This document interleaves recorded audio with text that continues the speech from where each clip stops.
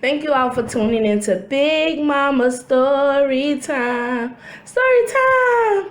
Don't forget to like, subscribe, comment to my page. Here we go. Hi guys, thank you all for tuning into Big Mama Story Time on today. Today I will be reading to you all from my Disney's Princess 5-Minute Princess Stories book. Okay, let's get started.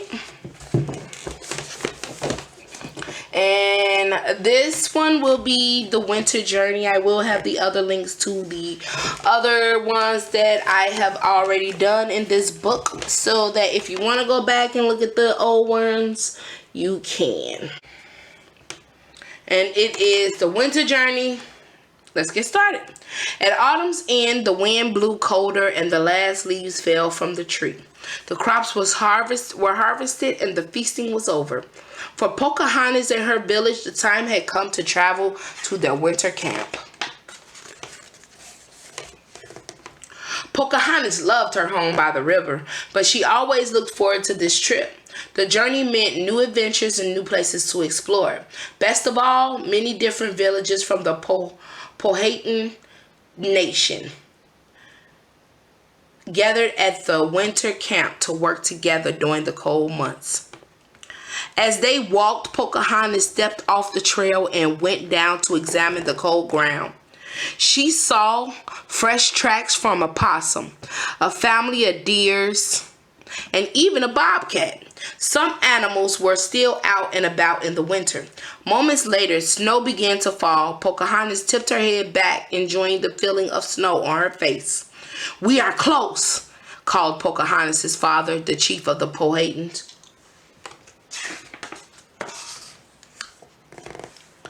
Pocahontas' village was the first to arrive at the campsite.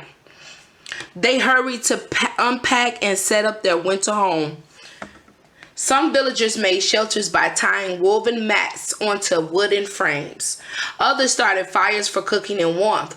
A group of hunters prepared to find food for that night's dinner. Pocahontas and some others set out to gather firewood. "Bring back as much dry wood as you can before dark," Pocahontas said. Pocahontas strayed farther from the camp to search for wood. She loved the quiet of the winter forest and the soft sound of the wind. "Wait," she thought, "what was that noise?" Pocahontas put down her firewood and listened carefully. There was again. It sounded like crying. She climbed the nearest tree but couldn't see anything at first. Then she looked down and gasped. What did you see? A little lost deer was wandering alone in the woods. He was too young to survive on his own and needed to get back to his mother quickly. Pocahontas climbed down from the tree. Her moccasins crunched softly in the snow. The fawn looked up and froze. Pocahontas held her hand out. "It's all right, little one," she said. "I'm here to help." Slowly, Pocahontas reached into her pouch and pulled out some berries. She held them flat on her palm as the breeze would carry their scent to the fawn.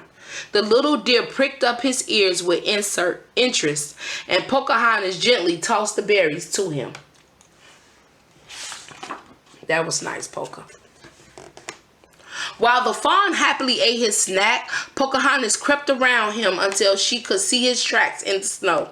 She had to take the fawn back the way he had come. She dropped the berry on his path. Following the tracks a little farther, she dropped more berries, and the fawn went hurrying after her. Soon, they came to the bank of a creek. Scanning the ice mud at the water's edge, Pocahontas saw two sets of tracks. One belonged to the fawn, and the other she thought must belong to his mother. The mother's tracks continued on the opposite bank. Pocahontas lightly ran across a path of rocks in the creek. Then she put a berry down on the far bank. The fawn walked closer and reached out on a hoof, then pulled back. He was afraid of the rushing water. Aww. Patiently, That was nice of Pocahontas. Patiently, Pocahontas piled more and more berries on the bank. The fawn gazed at the berries hungrily. And y'all, a fawn is basically a small deer.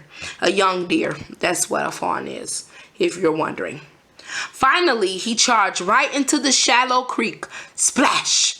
In a few bounds, he was across and sloshing onto the bank.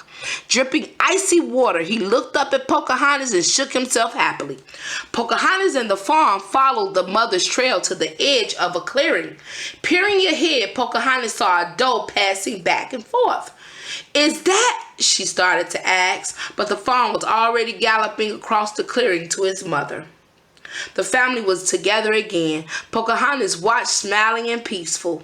Aw, that is so nice that she did that.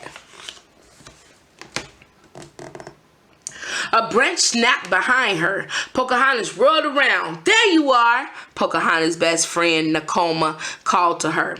"You've been gone a while, so I came looking for you." Now that's a friend, y'all. She came looking for her friend. "Look," Pocahontas said, pointing. "The little one was lost." "How sweet," Nakoma said. "But we should get back. It's almost dark." Pocahontas brightened. "Has anyone else arrived?" "3 more villages, probably more by now," replied Nakoma. Pocahontas nodded. "That's the beauty of winter." It brings us together. Back at the camp, people from many different Powhatan villages were gathered. Everyone seemed to be talking at once. There was so much to catch up on, so many stories to tell. That sounds like a huge family reunion. That's what it looked like, and I think that's what it is, y'all. Pocahontas snuggled under a blanket by the fire and listened. She was happy to be surrounded by the love and laughter of her family. Seasons changed and camps moved, but no matter where she rested her head, the land and the families Pocahontas found there always felt like home. All right, guys, that is the end of that. I hope you guys liked the read for the Pocahontas. That was actually interesting, a little bit different from the regular Pocahontas, which I love. All right, guys, thank you all for tuning in to Big Mama Storytime. Please don't forget to like, share, comment, and subscribe to this video if you haven't done so already. And I'm sorry, not subscribe to the video. Subscribe to my channel if you haven't done so already. All right, guys. Thank you all. Bye.